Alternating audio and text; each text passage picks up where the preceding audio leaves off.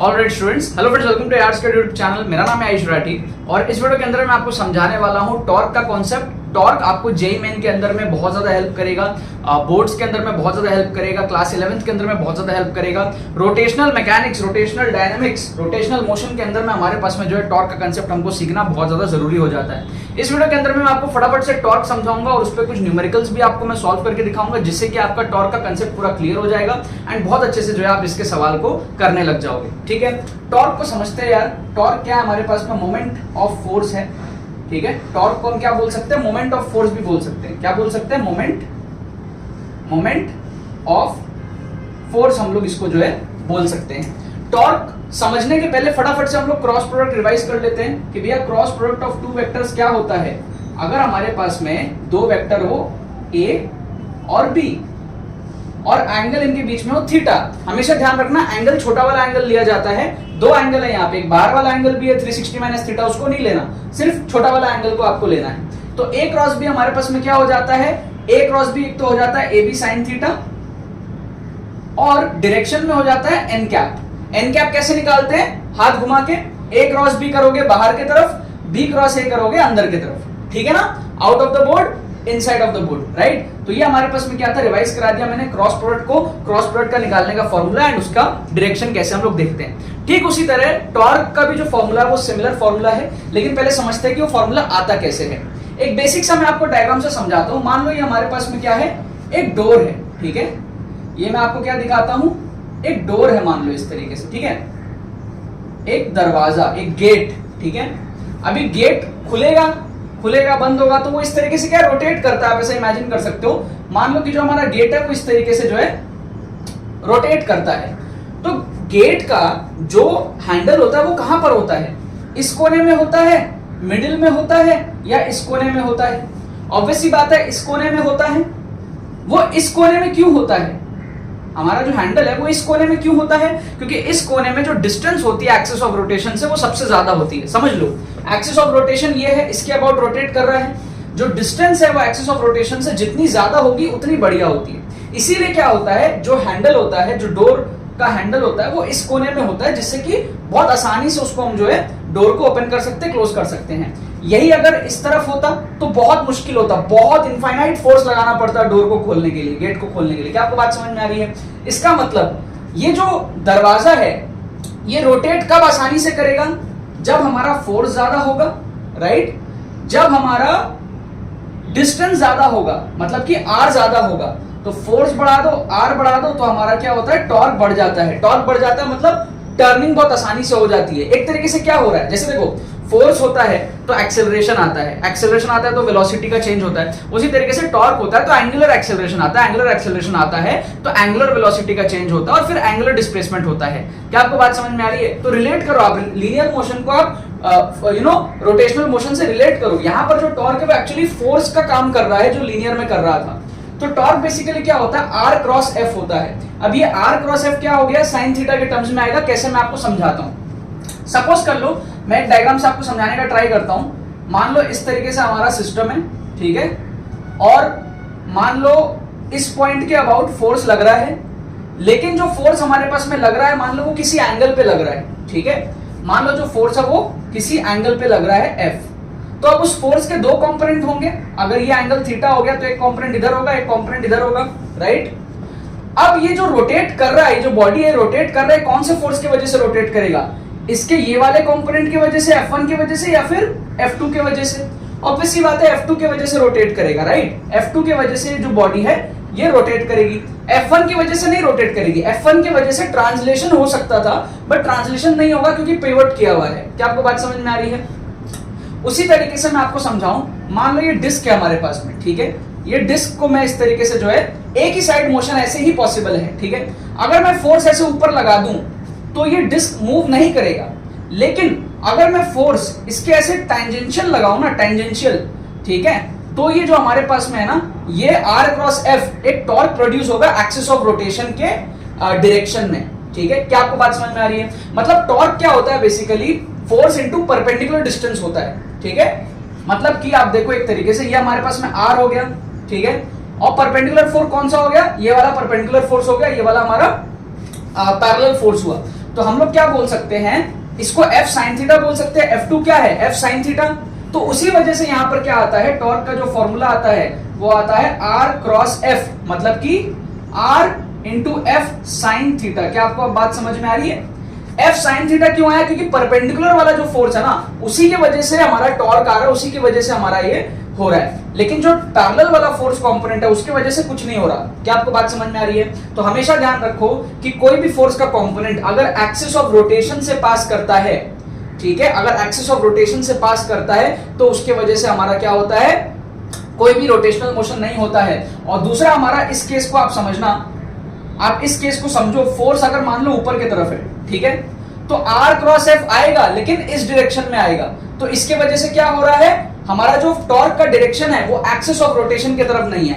Axis of rotation की तरफ अगर हमारा टॉर्क का डायरेक्शन रहेगा तो ही हमारा रोटेशनल मोशन होगा। मतलब कि इस केस में जो फोर्स है ऐसे नहीं लगना चाहिए, ऐसे टेंजेंशियली लगना चाहिए, ताकि R क्रॉस F जो है वो ऊपर की तरफ में आए। समझ रहे हो आप बात? इस तरफ लगना चाहिए। मैं आपको समझाने का ट्राई करता हूं। जैसे मान लो ये डिस्क है, ठीक है, तो अभी डिस्क पे फोर्स ऊपर लगेगा तो क्या होगा, R क्रॉस F इस तरफ आ जाएगा, R क्रॉस F इस तरफ आ जाएगा। लेकिन अगर फोर्स ऐसे लगेगा तब देखो आप, R क्रॉस F ऊपर की तरफ आएगा। समझ रहे हो? R क्रॉस F ऊपर की तरफ आएगा, और ऊपर ही तो हमारा axis of rotation, axis of rotation इस डायरेक्शन में है। तो हमेशा जो टॉर्क है वो एक्सिस ऑफ रोटेशन की तरफ आना चाहिए। टॉर्क का डायरेक्शन जो एन कैप है उसकी मैं बात कर रहा हूं, वो एक्सिस ऑफ रोटेशन की तरफ आना चाहिए। अगर आएगा तभी हमारे पास में क्या होगा, रोटेशनल मोशन होगा। क्या आपको कंडीशन समझ में आ रहा है? ठीक है, और बड़ा सिंपल है यार। अगर हमारे पास में सेंस आपको देखना पड़ता है, एंटी क्लॉकवाइज है, क्लॉकवाइज है। मान लो हमारे पास में जो R है वो इस तरफ है और जो फोर्स है वो इस तरफ है, तो R क्रॉस F इस तरफ है ना, एंटी क्लॉकवाइज। एंटी क्लॉकवाइज को हम लोग पॉजिटिव ले लेते हैं, एंटी क्लॉकवाइज को हम क्या ले लेते हैं, पॉजिटिव ले लेते हैं। समझ गए? और एक केस ले लो, R इस तरफ है, फोर्स नीचे की तरफ है, तो R क्रॉस F क्या है, क्लॉकवाइज। R क्रॉस F क्या है, क्लॉकवाइज सेंस है। तो क्लॉकवाइज सेंस को हम लोग क्या ले लेते हैं, नेगेटिव ले लेते हैं, कन्वेंशन है। जब भी आप न्यूमेरिकल सॉल्व करोगे तो कन्वेंशन रहेगा। क्या आपको बात समझ में आ रही है? तो सिंपल सा है, टॉर्क कोई ज्यादा बड़ी चीज नहीं है। R क्रॉस F आपको करना है, R into F into sine theta. F sine theta क्यों? क्योंकि मैंने आपको दिखा दिया कि भाई परपेंडिकुलर फोर्स की वजह से हमारा टर्निंग इफेक्ट हो रहा है, ठीक है। और आपका जो फोर्स है वो इस तरीके से होना चाहिए कि वो उसको घुमा पाए, ठीक है। यहाँ पे फोर्स तो लग रहा है, टॉर्क भी लग रहा है, बट एक्सिस ऑफ रोटेशन की डायरेक्शन में टॉर्क नहीं आ रहा, तो वो नहीं घूम पाएगा, ठीक है। तो टॉर्क एक्सिस ऑफ रोटेशन की तरफ आना चाहिए। और हमारे पास में अगर फोर्स एक्सिस ऑफ रोटेशन से ही पास कर रहा है, क्या आपको बात समझ में आ रहा है? तो उस केस में क्या होगा, हमारे पास में पैरेलल, जैसे हमारे पास में पैरेलल है, ठीक है, तो उसका कोई इफेक्ट हमारे पास में नहीं होगा। Right, okay. अब हम लोग देखते हैं यार कुछ न्यूमेरिकल्स हम लोग देख लेते हैं, तो आपको और ज्यादा जो है यहाँ पर चीजें क्लियर हो जाएंगी। कुछ बेसिक न्यूमेरिकल्स देख लेते हैं, ठीक है, जिससे आपको क्लियर हो जाएगा पूरा।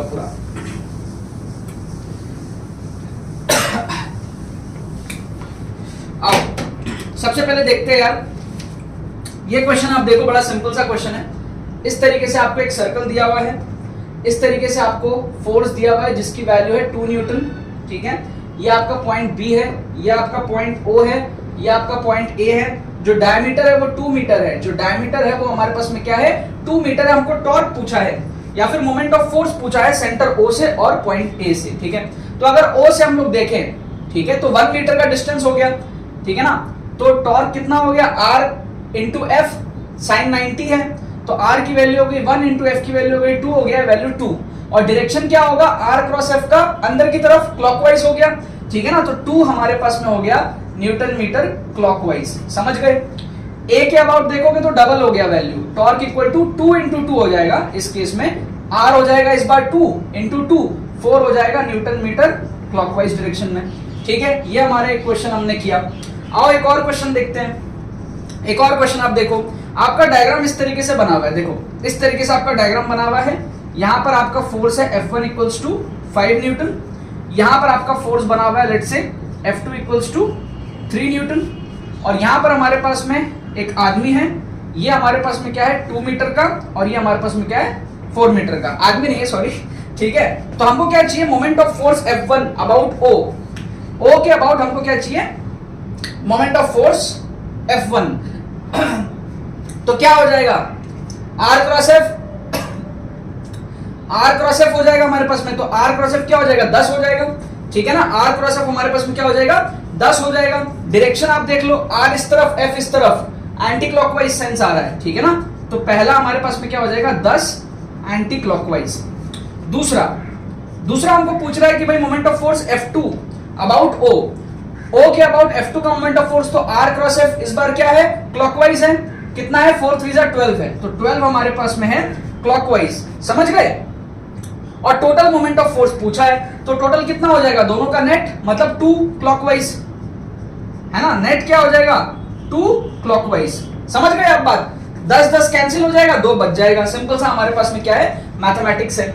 आओ तीसरा क्वेश्चन देखते हैं। एक और क्वेश्चन आप देखो, तो यहां पर अपन को क्या दिया है, यहां पर अपन को दिया है कुछ इस तरीके का फिगर, ये हमारे पास में ऐसे दिया हुआ है, ये हमारे पास में ऐसे दिया हुआ है, ये A है, ये B है, और F इक्वल्स टू हमारे पास में 10 न्यूटन है, और यहां पर भी हमारे पास में F इक्वल्स टू 10 न्यूटन है, एक पॉइंट O है एग्जैक्टली बीच में।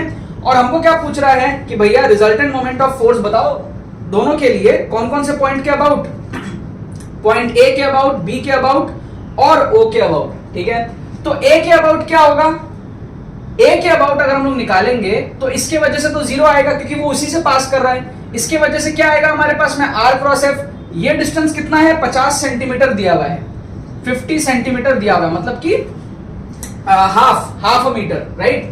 तो ये हमारे पास में कितना हो जाएगा R क्रॉस F, तो ये हो जाएगा 5 और क्लॉकवाइज सेंस में हो जाएगा अगर हम A के अबाउट निकाले तो, ठीक है।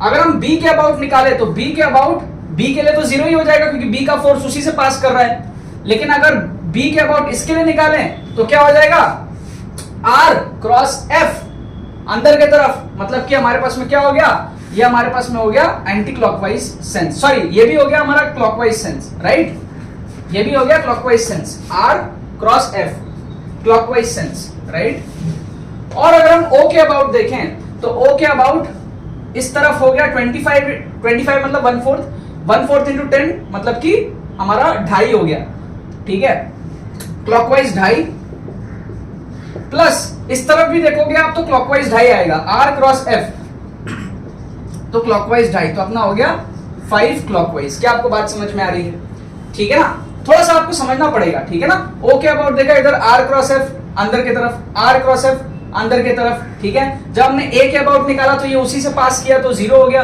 इसके लिए देखेंगे तो R क्रॉस F अंदर की तरफ, और फिर इसके वजह से देखा इसके लिए तो R क्रॉस F अंदर की तरफ, ठीक है। तो ये कुछ क्वेश्चंस मैंने आपको दिखाए, एक क्वेश्चन और मैं आपको दिखा देता हूं, ठीक है। जैसे आप देखो यहां पर ये हमारे पास में डायग्राम इस तरीके से है, O ये 4 मीटर है पूरा, ठीक है, और फोर्स हमको एक दिया हुआ है ऊपर 10 न्यूटन और एक हमको दिया हुआ है नीचे 10 न्यूटन। अब इसके लिए हमको निकालना magnitude of resultant moment of force about O, ठीक है। तो सिंपल है यार, इसके वजह से 2 मीटर हो जाएगा 20 न्यूटन, और इसके वजह से भी 2 इंटू 10 20 न्यूटन होगा।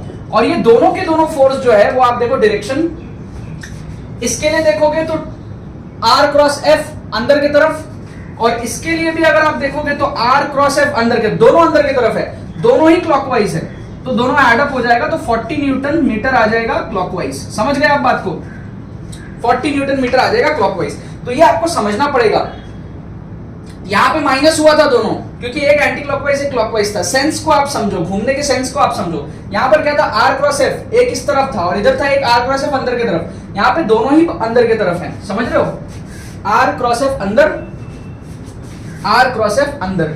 ये सारी चीजों को जो है आपको थोड़ा सा समझना पड़ेगा, ठीक है। ये तो कुछ डायग्राम बेस्ड हुए, मैं आपको समझा देता हूं कि अगर कोऑर्डिनेट वाइज आते हैं या फिर वेक्टर वाइज आते हैं तो आपको क्या करना होता है,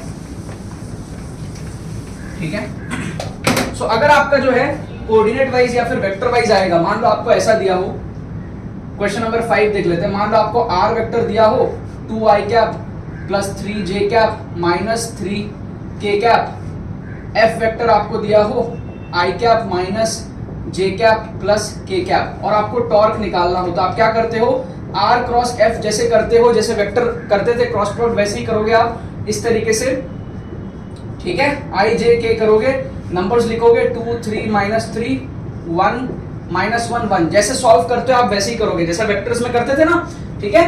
this into this minus this into this, तो ये आ जाएगा 3 - 3 0 i कैप, ठीक है। फिर this into this minus this into this, तो ये आ जाएगा हमारा -5 j कैप। फिर this into this minus this into this, ये आ जाएगा हमारे पास में फिर से -5 k कैप। तो ये कुछ इस तरीके से आ जाएगा, समझ रहे हो। This into this minus this into this, जो भी आएगा उसका i कैप। फिर this into this minus this into this, जो भी आएगा उसका j कैप। फिर this into this minus this into this, जो भी आएगा उसका k कैप। जैसे भी आप इसको सॉल्व करते हो, इसको आप सॉल्व कर लेना क्रॉस प्रोडक्ट, ठीक है। अभी कुछ केसेस ऐसे हो सकते हैं जहां पर आपको डायरेक्टली r नहीं दिया हो, आपको इस तरीके से बोलेगा कि भाई ये हमारे पास में ओरिजिन है, ये एक पॉइंट है P और इस पॉइंट P पे फोर्स लग रहा है F, समझ गए। F का वेक्टर आपको दे देगा, लेट्स से ऐसा दे दिया 4i cap minus 3j cap, कुछ इस तरीके से दे दिया। और P का आपको ना पॉइंट बता देगा, खाली P का पॉइंट बोल देगा 3,3, लेट्स से एक एग्जांपल दे रहा हूं। अब आपको R वेक्टर निकालना पड़ेगा उस केस में, तो R वेक्टर क्या हो जाएगा 3i cap plus 3j cap, R vector हो जाएगा ना।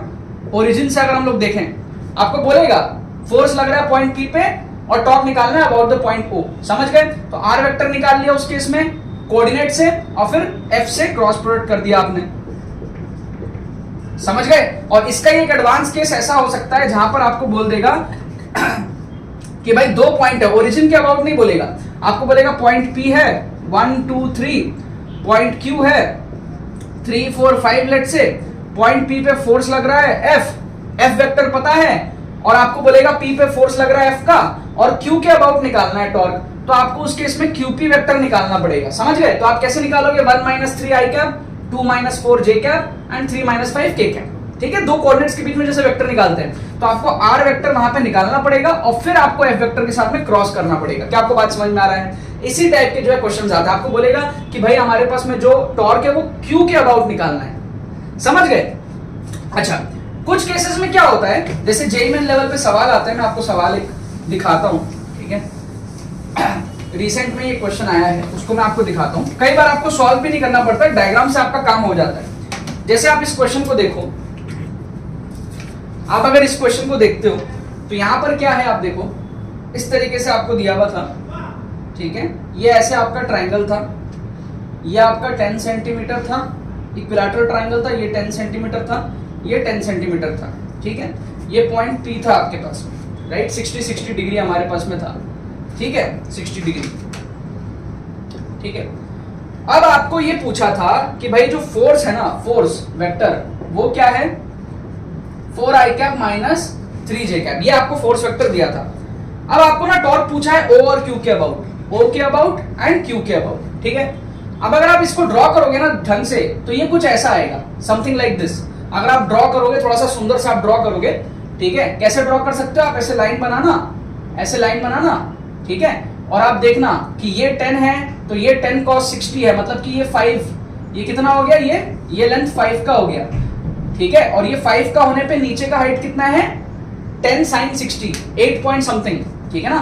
तो ये हाइट 8 का हो जाएगा, तो ये 5 आगे जाने पे ये 8 नीचे गया है, समझ रहे हो। और ये 4 आगे जाने पर 1 2 3, 4 आगे जाने पर 1 2 3 नीचे गया है, तो ये कुछ इस जगह आएगा। तो आप एरो देख सकोगे कि 4i cap minus 3j cap इस तरीके से पास करेगा रफली। तो आपको समझ आ जाएगा कि O के अबाउट निकालोगे तो R वेक्टर ऐसा हो गया और हमारा F वेक्टर ऐसा हो गया। तो R क्रॉस F अंदर की तरफ क्लॉकवाइज माइनस साइन। सेम आप देखोगे Q वेक्टर के लिए, तो Q इस तरफ हो गया Q वेक्टर, QP वेक्टर, और हमारा फोर्स इस तरफ है। तो फिर से आप देखोगे R क्रॉस F आपका अंदर की तरफ ही है, तो इसके लिए भी माइनस क्लॉकवाइज, इसके लिए भी माइनस क्लॉकवाइज, आपका ऑप्शन ए सही हो जाएगा खाली, ठीक है। दोनों के लिए माइनस, हमारा जो कन्वेंशन है कि हम क्लॉकवाइज को नेगेटिव लेते हैं वो फॉलो होके हमारा अंदर की तरफ आंसर आ जाएगा। तो ऐसे केसेस में क्या सॉल्व भी नहीं करना पड़ा, बाकी सॉल्व अगर करना हो तो आप कर सकते हो, ठीक है। ये जो वेक्टर है इसका वेक्टर इक्वेशन निकाल लो, 10 cos 60 और 10 sin 60 करके वेक्टर आपका आ जाएगा i कैप j कैप में। फिर आप क्रॉस प्रोडक्ट कर लेना f के साथ में, सेम प्रोसेस आप रिपीट करना q के लिए। q के लिए आप वेक्टर निकालना, डायरेक्शन अलग हो जाएगा कंपोनेंट लेने पर q के लिए x का, तो थोड़ा सा माइनस साइन आ जाएगा, समझ रहे हो आप बात। और y कंपोनेंट सेम ही रहेगा क्योंकि इसका एक कंपोनेंट इधर है एक ऊपर है, तो x कंपोनेंट नेगेटिव में आ जाएगा। फिर आप नॉर्मली क्रॉस प्रोडक्ट जैसे करते हो आप कर सकते हो। आई होप इस वीडियो से आपको एक बेसिक फंडा समझ आ गया होगा टॉर्क का। टॉर्क के क्वेश्चंस में अब आपको थोड़ा सा कॉन्फिडेंस आएगा। आप जाओ अपने बुक्स में, शीट्स में, अपने डीपीपीस में सॉल्व करना स्टार्ट करो, पीवाईक्यू सॉल्व करना स्टार्ट करो। आपसे टॉर्क के क्वेश्चंस बनने लगेंगे एंड रेलेवेंट जो भी और क्वेश्चंस होते हैं रोटेशनल मोशन में या फिर और भी कोई चैप्टर में, वो आपको समझ में आने लगेंगे। ठीक है, चलो बाकी तो बस बहुत बहुत धन्यवाद मेरे साथ इस वीडियो में जुड़ने के लिए। बने रहिए यार।